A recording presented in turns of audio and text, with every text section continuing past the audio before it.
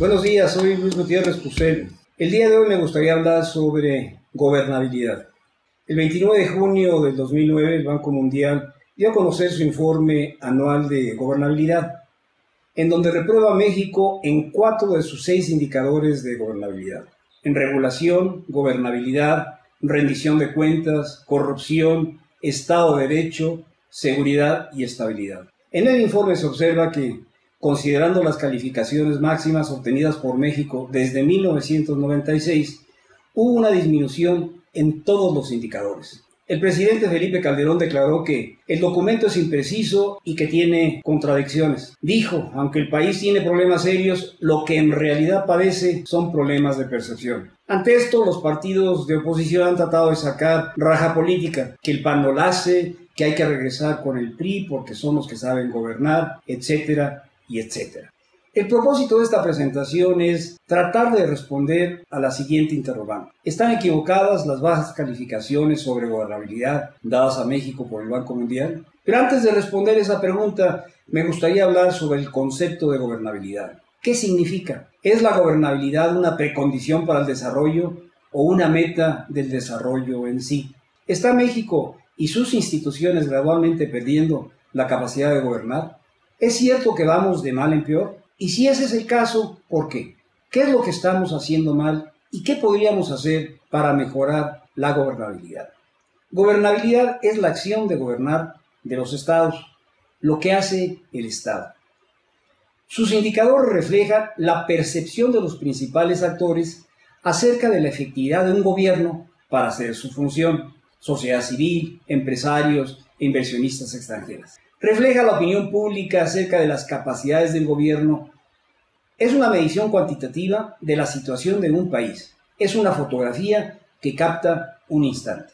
Por lo tanto, para el caso de México, es obvio que las calificaciones sobre gobernabilidad han sido influenciadas por las noticias sobre México como Estado fallido y el combate contra el narcotráfico. ¿Qué implica la gobernabilidad efectiva? Implica un Estado de Derecho, donde los contratos son validables, hay buenas leyes y hay una buena aplicación, y hay protección de los grupos vulnerables, que hay control de la corrupción, que hay transparencia y rendición de cuentas de los gobernantes, que hay seguridad y bajo nivel de violencia, y que existe un buen funcionamiento de los mercados y una regulación efectiva. ¿Para qué sirve la gobernabilidad? Para lograr la paz y seguridad de los residentes de ese estado, para que haya un Estado de Derecho, para lograr que los mercados funcionen de manera competitiva, para evitar la corrupción y la impunidad, para proteger a los grupos vulnerables, para resolver el problema de la extrema pobreza, para mantener y mejorar los niveles de bienestar. Eso es lo que se asocia con la idea de gobernabilidad. Entre mayor gobernabilidad, mejores las condiciones de desarrollo económico y bienestar social. ¿Cuándo ocurre la ingobernabilidad? Hay varias posibles respuestas. Una de ellas es cuando las demandas de la sociedad rebasan la capacidad del Estado para satisfacerlas. Cuando las capacidades del Estado son rebasadas por los retos y desafíos del desarrollo y la globalización. Cuando grupos minoritarios, los poderes fácticos, coaptan las decisiones de política pública en su propio beneficio, cuando actúan con impunidad, cuando las instituciones de gobierno cambian menos rápido que las exigencias de la sociedad, que las exigencias de un mundo globalizado. En otras palabras, cuando el Estado pierde la habilidad de adaptarse y responder a los cambios en su entorno, de protegerse de la influencia de los poderes fácticos, aquellos grupos minoritarios que detentan el poder. Cuando el Estado pierde la habilidad de diseñar y aplicar las políticas públicas en beneficio de la mayoría. En esta gráfica, los puntos rojos representan países subdesarrollados. En el eje de las ordenadas están los niveles de ingreso per cápita y en el eje de las abscisas, de las X, están los niveles de gobernabilidad. Como podemos ver, sí existe una pequeña relación entre mayor el ingreso, mayor el nivel de gobernabilidad. Cuando incorporamos a los países de ingreso medio, los puntos verdes, nos damos cuenta de que también se presenta esta relación, que conforme aumenta el ingreso, aumentan los niveles de gobernabilidad. Y cuando incorporamos a los países avanzados desarrollados de altos ingresos, los puntos azules, vemos que la correlación inclusive aumenta. Parece ser que entre mayores niveles de gobernabilidad, mayores niveles de ingreso per cápita. Sin embargo, ¿la buena gobernabilidad es precondición para crecer de manera acelerada? Probablemente no. De lo contrario, ¿cómo podríamos explicar el crecimiento acelerado de varias economías emergentes con bajos índices de gobernabilidad? China, India. Y también cómo se puede explicar el crecimiento acelerado de los países ahora desarrollados, los cuales crecieron a pesar de sus malas condiciones de gobernabilidad en los inicios de su crecimiento. En otras palabras, la buena gobernabilidad no creo que sea fundamental para lograr crecimientos acelerados, pero probablemente sí lo sea para hacerlos sustentables. Esto lo podemos ver en las gráficas siguientes.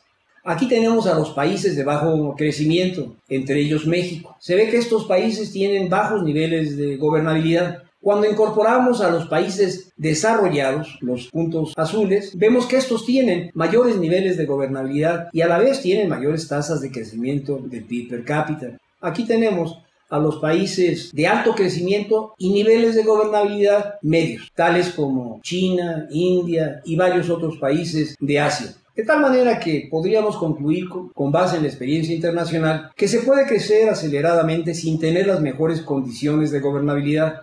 Eso lo estamos viendo con China, la India y los otros países emergentes en Asia. Los países ahora desarrollados tenían bajos niveles de gobernabilidad en sus fases iniciales de desarrollo, cuando empezaron a crecer aceleradamente. Por lo tanto, es probable que los altos niveles de gobernabilidad sean resultados del desarrollo, pero se observa que ningún país desarrollado tiene bajos niveles de gobernabilidad, y los altos niveles de gobernabilidad y altos niveles de ingreso van de la mano. En otras palabras, la gobernabilidad efectiva no es necesaria para crecer aceleradamente, pero sí para sostener los altos niveles de desarrollo una vez que estos han sido alcanzados. ¿Cuál entonces podría ser el camino hacia la gobernabilidad?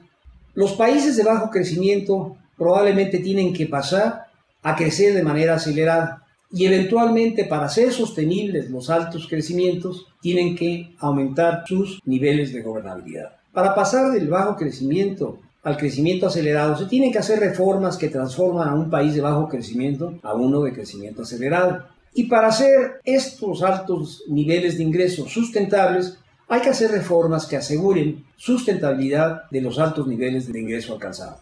¿Está México perdiendo gobernabilidad? De acuerdo con todos los indicadores, la respuesta parece ser que sí.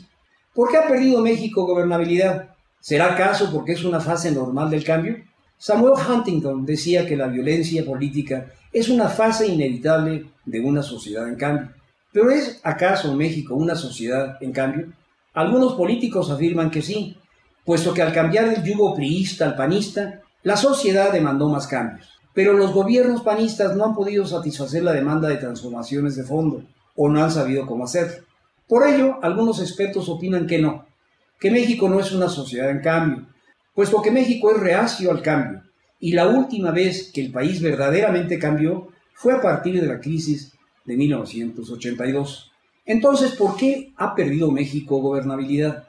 ¿Será acaso porque carece de una estrategia de política pública adecuada? Adecuada a las condiciones del país como economía subdesarrollada, adecuada a las condiciones como vecino del mayor consumidor de drogas del mundo y productor de armas del mundo, adecuada a las condiciones de sus sistemas institucionales. Veamos estos puntos.